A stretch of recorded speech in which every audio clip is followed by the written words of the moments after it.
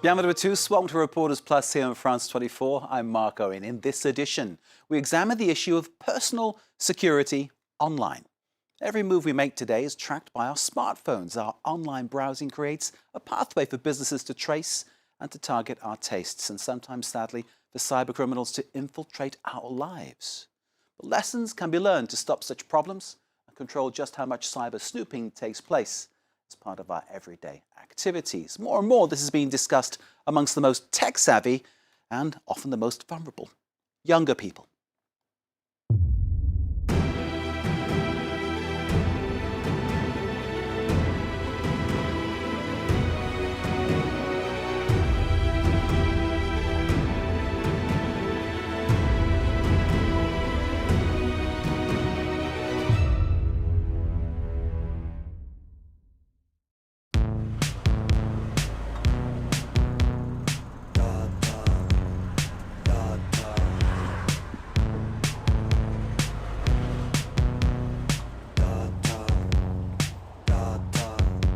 This next song is about all your private pictures that you put on the web of yourselves, of your loved ones, of everything you are and everything you want to be.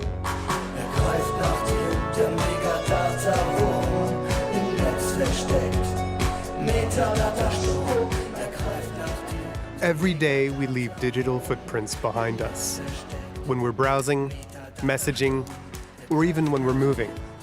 Even the most innocuous piece of data exposes us to many risks. You have to think about their business model is collect as much information as possible so that they can then sell that information who wants to find exactly you. The way you'll try to protect yourself won't be the same if the threat comes from a jealous husband or wife, or if it comes from your boss, or, in my case, if I work with WikiLeaks on documents from the NSA and CIA. This is a great warning to the rest of the world.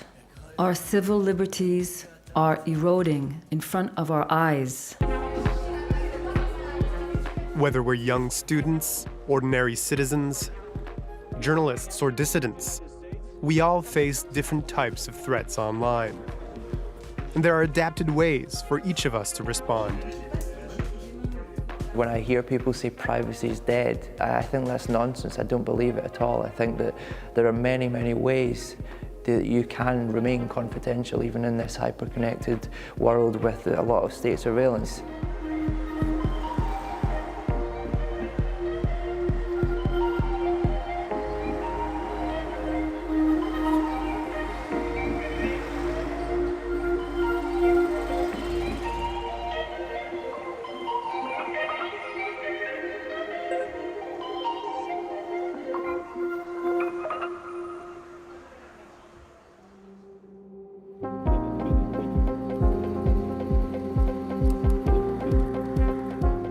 Max Thomas is an actor and musician based in Berlin. He's a frequent user of social media and other services provided by big tech, and recently woke up to the issue of data tracking. He knows the risks are limited for him in Germany today, but he's worried about the growing threat posed by tech giants on civil liberties. To learn how to better protect his privacy, he signed up for the Chaos Communication Camp. Every 4 years, this event brings together a community of hackers and coders from all over Europe. Together, they're working to build a more open internet.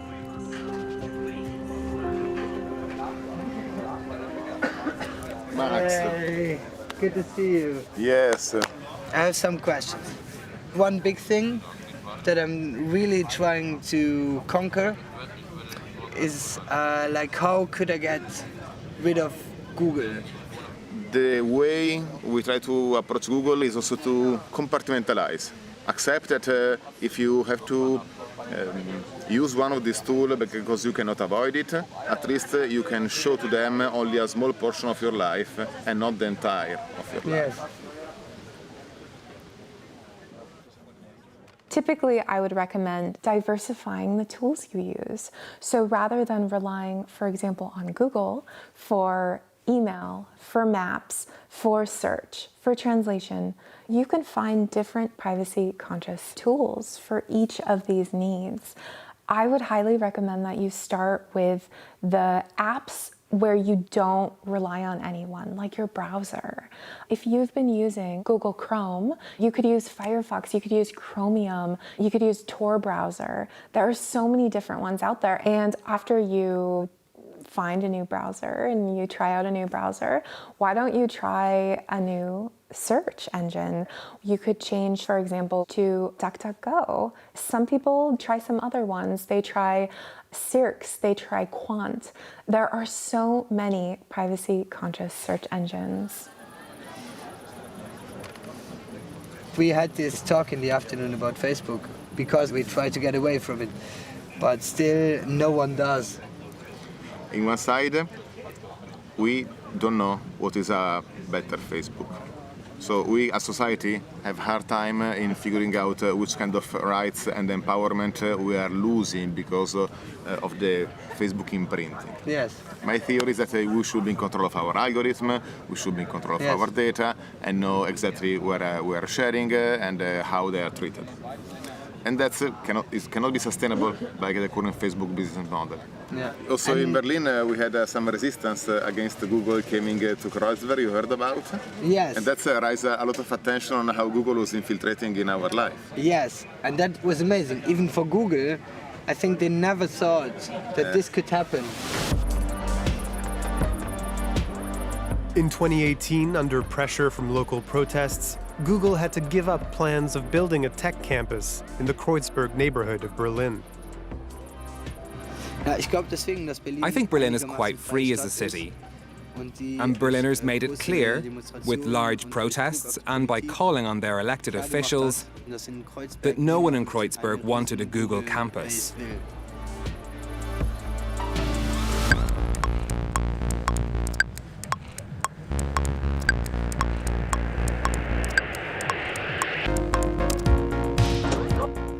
Like most artists, Max needs social media to promote his shows. But it makes him increasingly uneasy. This morning, he's meeting with members of Reclaim Club Culture, a collective of nightlife professionals looking to organize independently.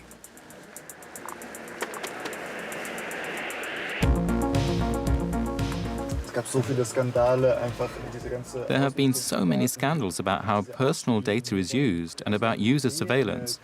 Our idea is to start a campaign where we would invite all the people who work for clubs and the Berlin culture scene to choose an alternative platform on which they can post their events. We have done our research. There is a project in development called Mobilisant, and it could be an alternative to Facebook events.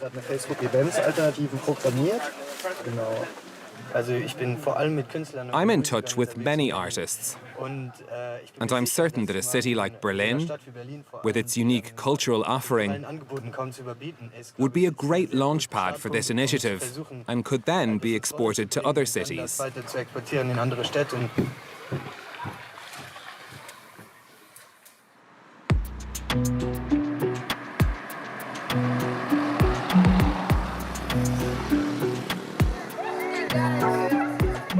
Privacy protection is now everyone's concern, but teenagers are on the front lines. They're some of the most avid users of social networks like TikTok, Instagram, or Snapchat. The teachers at Casablanca's Louis Massignon French School want to show their students the dark side of their favorite apps. Hi. So today, we're going to look at social networks. First off, have any of you ever read the terms and conditions of a social network? Honestly, I've never read those terms and conditions because they use really complicated words. It's really long. I've never taken the time to read them, and I also tell myself that since everyone else accepts them, so will I. So here it's an English lawyer who's rewritten the terms and conditions in a language that's easy to understand for young people, even as young as 9. So, although you remain responsible for the information you post on Instagram, we can keep, use and share your personal information with companies connected to Instagram. We are not responsible for what these other companies do with your information. On top of the data that you posted, you're also going to share what people call metadata. The time at which you connected, how many times you liked this or that content. All this data, they then sell it to companies that themselves sell it to other companies afterwards. Let's move on to the second quote. Go ahead, can you read it, please? Officially, you are the owner of the pictures and videos you post, but we are authorized to use them. We can also let other people use them all over the world. Others can pay us to use them, but we won't. We won't have to pay you in exchange. Basile? It's really shocking. It's if we supplied the wood and we built the fire, but we don't get the heat. Exactly. That's right. Actually, they give you the chimney. You can use Instagram for free, but that data belongs to them and they'll use it. That's always how it works.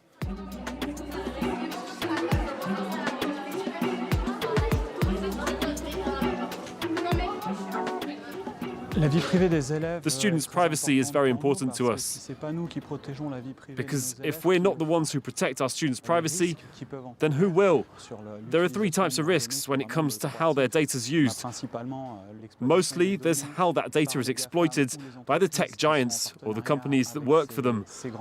Then there's also the risk of seeing their data used by hackers who gain access to their accounts. And then there's of course the risk of this data being used maliciously by other students. That's cyberbullying.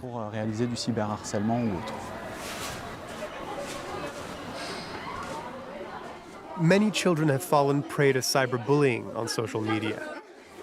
To stop that, teachers are showing their students how to better protect their accounts. In our last class, you remember, we played a game where you had to find the security flaws on your friend's account. Can I hear some of your feedback on this? I did the experiment with Rich's Instagram account. To start with, her account is private, but it's with her first name. And in her bio, there's her age and her profile pic. You can see her face. You can't see any posts, but on some stories you can see where she's travelling, when she's travelling, etc. Okay, so what's your assessment of her account? It's okay, there's... Okay? Could be better? Okay. But I'm not the best example to follow either. If you have the time to sit down and look through each of the privacy setting options, there are some really great gems in here. So you can decide who sees your posts. For example, by default, it might be set to public, and you may want to change that and reduce it just to the people that you've accepted to your page. So you can control what users are seeing your information. Here it says, do you want search engines outside of a link to your profile? Yes or no, and by default, it's set as yes. So this is a really great place to secure the options that are important to you.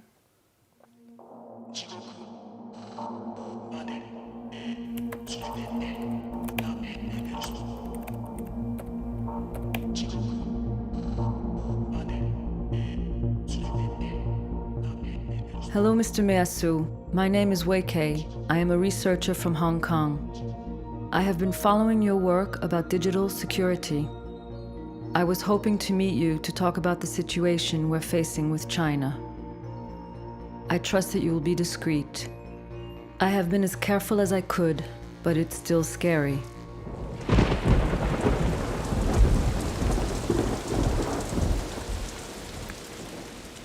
Like thousands of Hong Kongers, Wei Kei thought there was no risk going online. But with the umbrella movement to protest against Chinese encroachment on Hong Kong's autonomy, everything changed. Now, Chinese authorities can monitor the communications of any citizen. So, tell me more. How is the situation in Hong Kong? It's getting worse and worse. You know, the police are getting more and more violent. The conversation has broken down completely, and we are very worried. And do you have some kind of a plan? I think the first step for me would be to learn how to secure myself, and then I will be able to reach out to other people. I'm actually thinking about a campaign for the general public, and I wonder if you would have any contacts of people that I can speak to.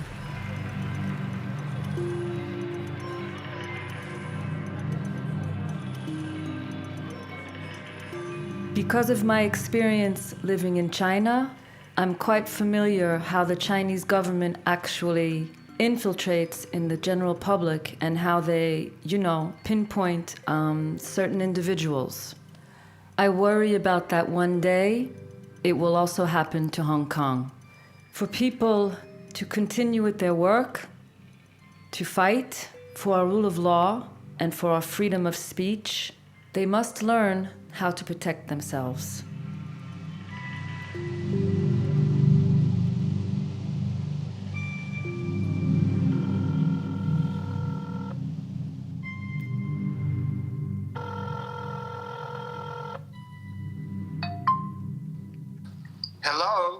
Hello? Hello, this is Wei Kei. So what sort of occupation are you involved with? I work as a researcher, but then after the uprising, I became involved in digital security training. So I'm doing a lot of campaigning and contacting people who are actually high risk. And so now you're back to learn a little bit more about threat models? Yeah, threat modeling is something quite new to me. Okay, and it will help determine your risk. There are 5 questions that you can ask yourself. The first question, what is it that you want to keep private? The second question is related. Threat modeling. This is getting through the process of thinking, who is that I need to protect from? What is that I need to safe keep? And what is the kind of the worst case scenario? And you start realizing, well, okay, my adversary is this. What I think this adversary is capable of? Is it capable of wiretapping my internet communications or not? Is it capable of getting data out of providers that I use or not? Is it capable of hacking or not? The adversaries that I'm facing are actually state actors, so they do have the financial means and technical power. I think my risk would be exposing my contacts. That's my deepest worry. The worst scenario for me would be I get caught. I would be subject to interrogation, and in the worst scenario, torture. These things are all too common in mainland China.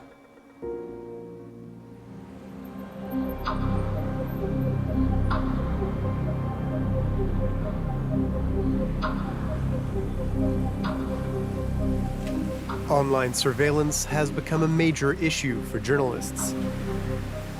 By contacting them, their sources run the risk of leaving online footprints that could later help identify and prosecute them.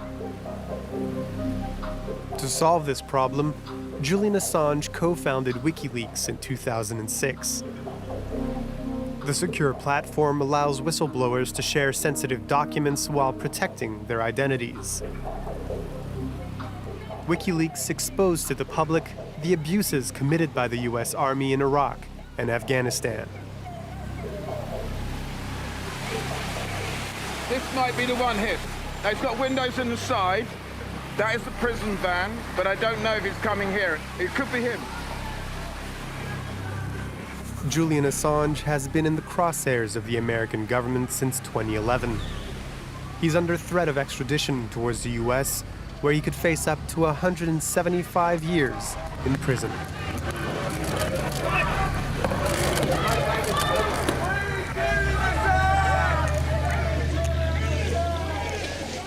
The first contact problem, this is one of the big issues that we face in journalism. If we just think about a scenario which is that you're a whistleblower, you've got some important information that you want to disclose to me, you use your, let's say, your Gmail address, which has your name and your Gmail that you've used for years, or the normal open line phone call, that's created a permanent record between you and me. I suggest different levels of security. So someone who doesn't risk anything contacting me, he can write to me on Twitter, Facebook, by email. Someone who potentially could be harmed, if it was discovered that he contacted me, then he can contact me on Signal. Someone who has a very high threat level, typically someone who worked or currently works for intelligence services and wants to hand over a document, can use Secure Drop. It's a program specifically set up to preserve anonymity when getting in touch with an investigative reporter.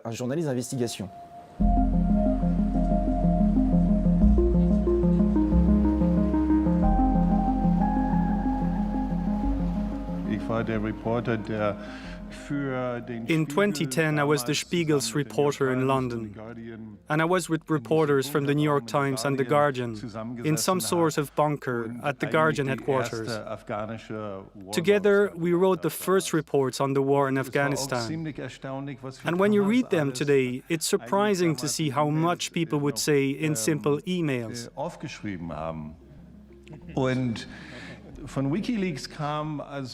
WikiLeaks, however, annoyingly and repeatedly asked us to encrypt everything and to always be cautious. And we always laughed amongst us about how paranoid they were.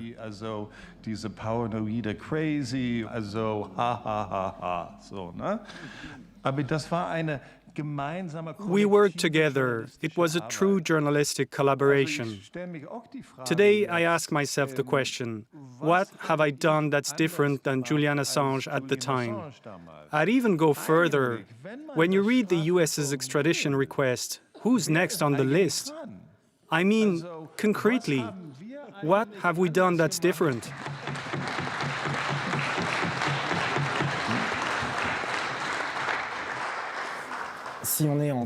If someone's in possession of documents that could be compromising, that are of public interest and they don't know what to do, today the first thing they should do is find the right person to get in touch with. Finding the journalist that will be able to make this document public while minimizing the risk. What I would usually suggest is that the person, if they can buy a cheap new laptop, like a little notebook or something like that, go to a cafe, a public Wi-Fi network, download the Tor browser, connect to the Secure Drop page, then you can make contact with us through that by sending a message, and from there we could probably take next steps to try and figure out, how we could get further information from you without compromising your security and safety.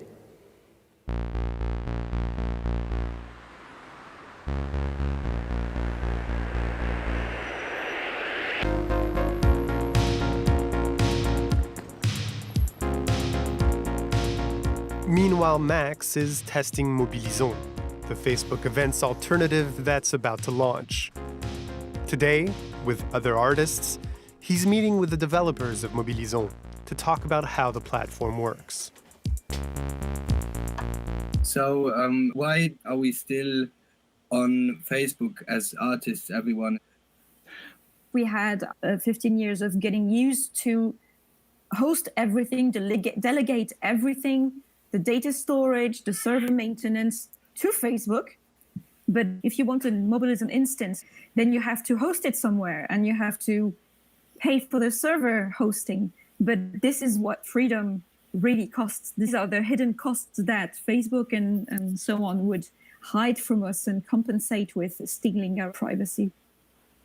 So, if I got it right, it means that we could do our own local server, what you call an instance, and download the software to it and give it a name, like Mobilize Berlin, and then we could invite Berlin artists and clubs to come to our platform, and then they could federate That means communicate with the other servers in Germany and worldwide. Is it right? Yeah, exactly. That's the federation model. It's a philosophical shift.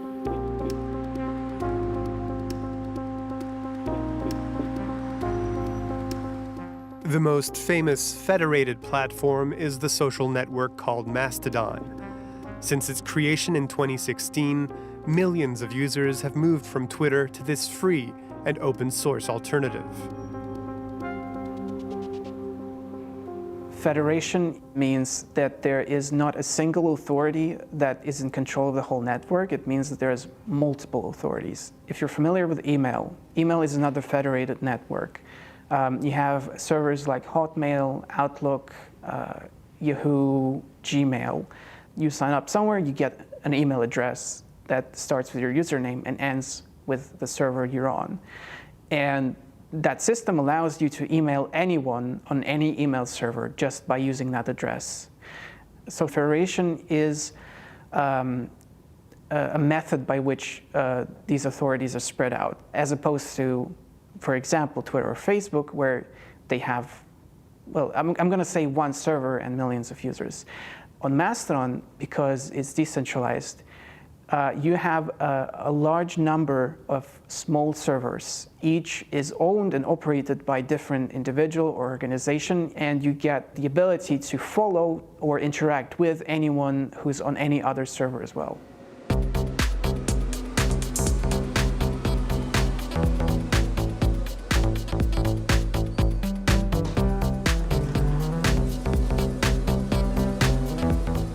To prepare for the launch of Mobilisons, Max invited his artist friends to a crypto party, an informal event where newbies can learn about various alternatives to the tech giants and also about the basics of online security.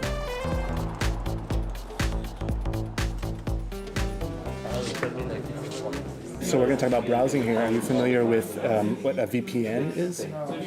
Yeah? A VPN, a virtual private network? No?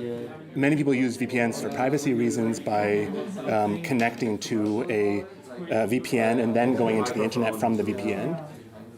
And one of the benefits of that is that your IP address then looks like it's coming from the VPN, not from your home network. And that protects, in some sense, your identity.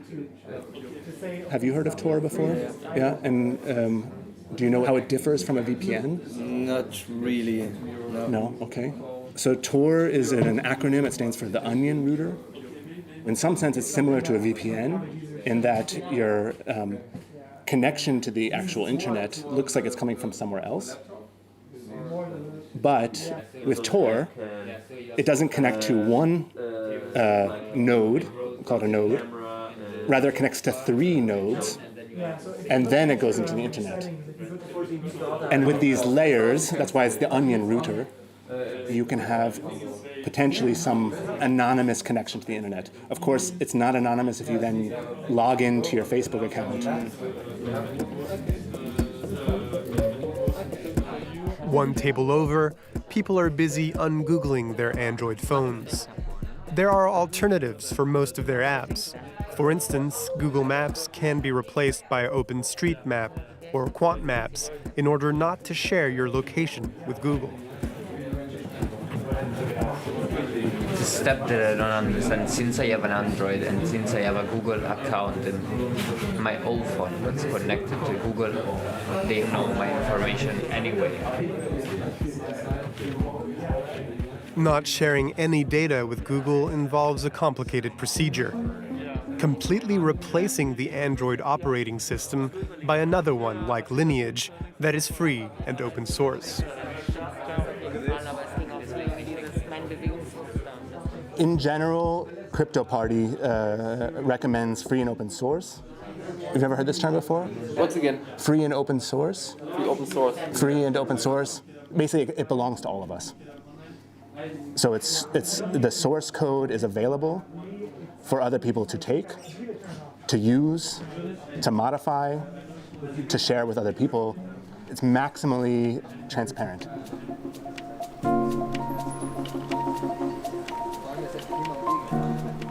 In French, I describe free software using the three words, liberté, égalité, fraternité, because that's exactly what free software is about. Liberté means each user is free in using the program. Égalité, because every user has the same rights. And fraternité, because we encourage users to cooperate with other users. One fairly common kind of malicious functionality is to spy on the user. You must suppose that any non-free program you run is sending data about you and your activities to some company and perhaps to a government.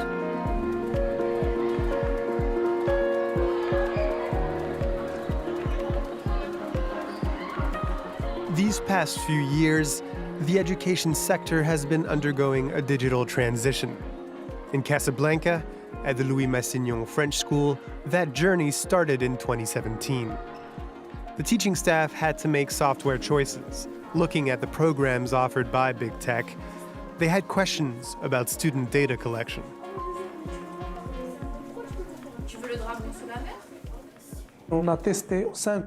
We tried 5 or 6 options in the school. There were several options. Some weren't free, some were open source, and so we really saw the positives and negatives of each option. The tech giants inevitably give options that are immediate, practical, easy to use, integrated, ergonomic, pleasant and fun. Nevertheless, what guides us as teachers is educational freedom. And what Big Tech was offering was a ready-to-use option, and those ready-to-use options are generally restrictive. In terms of respect for privacy and data collection, we were more in line with open source software. That's why we've always privileged open source options over proprietary ones. OneNote, which is Microsoft software, was also suggested to us, but actually it wasn't really a good fit for the school setting. As for Google Classroom, we quickly realized that we had to use Google's email and cloud services in order to teach class.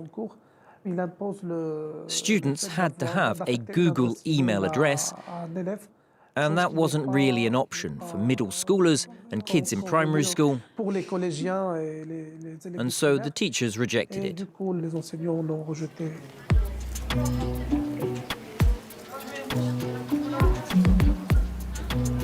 The staff ended up choosing a system called Moodle, as well as Big Blue Button, which is an alternative to Zoom.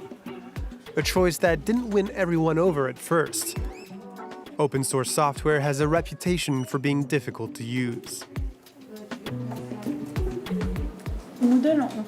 Moodle isn't the most inviting software at first. It's not very sexy, not very intuitive. It's a bit rough at first use. But then actually it gives room for teachers to be super creative. We can do anything we want to. We can customize it as much as we want.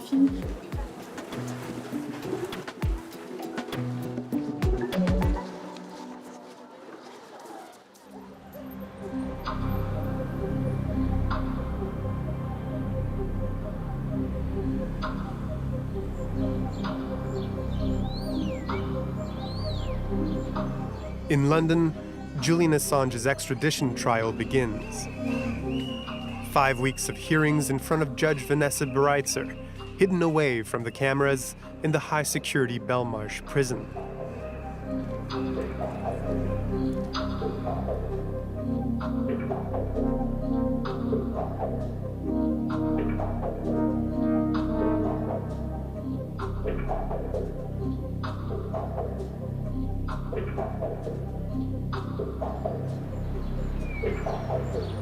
The prosecution of a journalist for publishing confidential documents is a first in the West. A legal precedent that is concerning for the industry.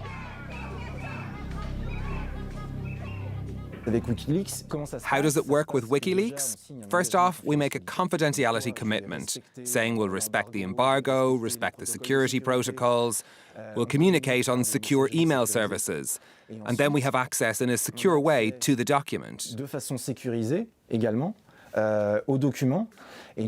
Ideally, we use Tails. Tails is a movable operating system that can be saved on a USB key or an SD card. You restart your computer on Tails, and then all the communications go through Tor. It's like a computer that isn't linked to my identity, and it guarantees an extra level of anonymity.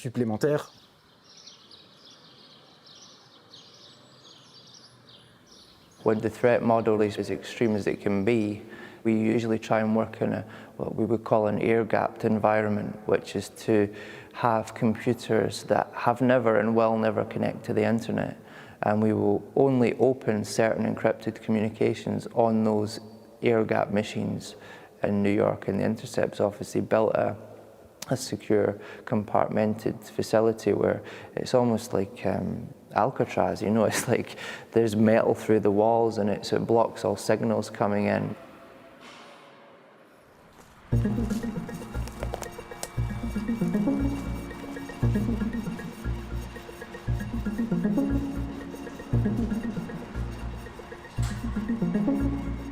With a new national security law in 2020, Hong Kong's opposition is now directly targeted by Beijing.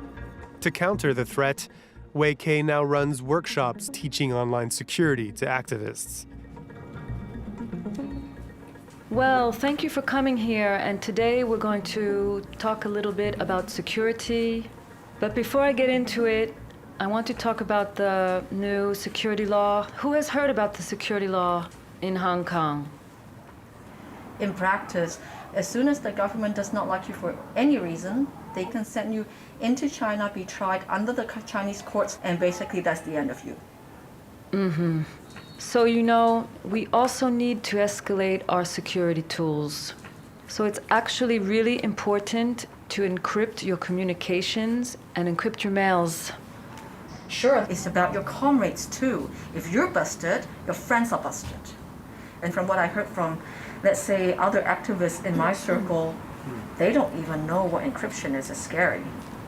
So if I'm communicating to the internet from this computer, I could send that unencrypted, and then anyone on the way, my Wi-Fi, my local router, the ISP, whatever it is on the internet that went through all those things, could potentially read it.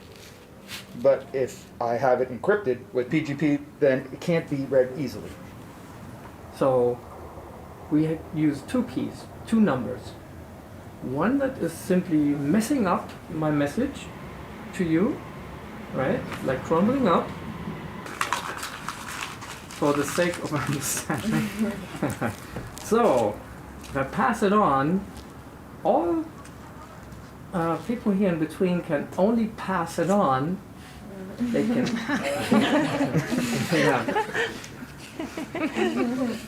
And when you receive that, you have your secret key, the other number, to decrypt it. It's like an opener, a key that opens, and this is where we have to learn how to do this.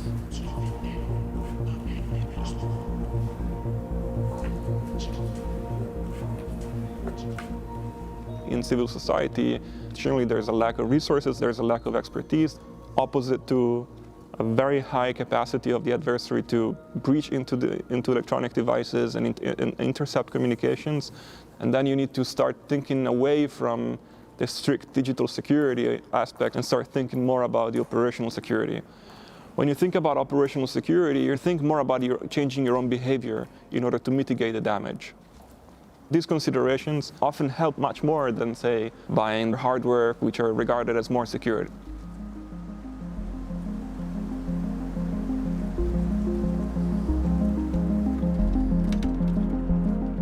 In its early days, the internet promised to be a new space for personal freedom. Nowadays, it's mostly controlled by large companies and states. To protect our privacy, we have to learn how to do it ourselves. The problem is that no major political force has managed to articulate a vision for what this digital world might look like were it not run by these rather unimaginative firms who can only think of selling advertising. The madness is at the level of how we've organized the entire system, where we cannot conceive of infrastructures that might have a different political economy, right? That data might be owned by citizens together and not by the firms that offer us infrastructures, right? And it's those kind of questions that I think are missing from the debate. All eyes are now set on Brussels. The European Union is the institution that has shown the most willingness to regulate the free-for-all of data collection.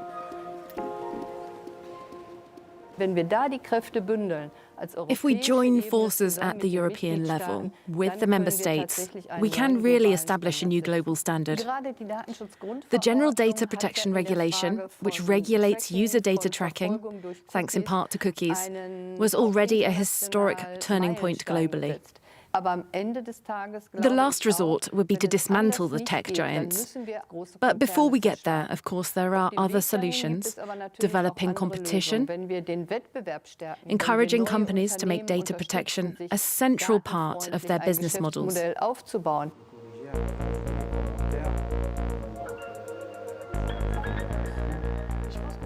Other services are possible, and some of them can be funded and offered and built differently with different respect for privacy, with a different political economy of data. That is happening in local kind of enclaves. The problem is that there has to be a logic that informs that. And you really need resources, you need money, you need billions going into this. And for billions to flow into this, you'll need to have a very different set of policy priorities at the national and European levels.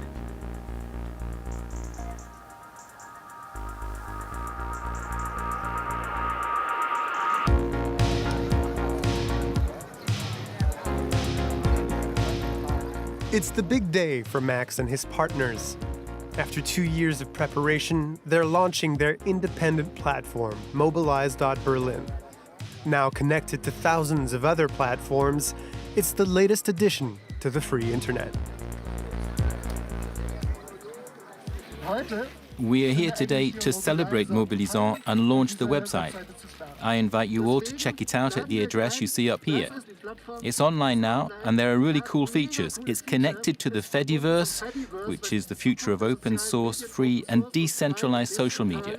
There you go, you can sign up.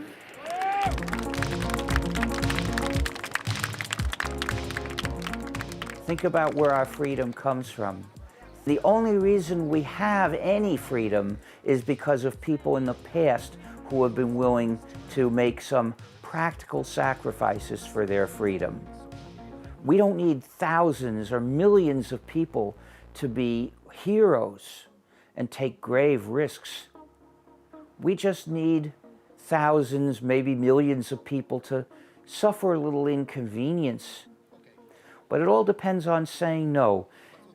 If you occasionally say, no, I won't do that because it would mean giving up some of my freedom, you'll be advancing the campaign to win back our freedom in the digital domain.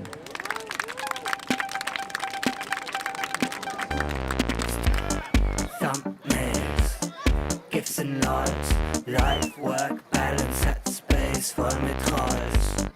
Algorithmus auf der Flucht, Datenstream, Netzwerk, Cybersucht. Mein Live willst du hacken, ich werd dein Live cracken, deine Restdaten snacken und mich in dir verstecken. Mein Live willst du hacken, ich werd dein Live cracken, deine Restdaten snacken und mich in dir verstecken. Data.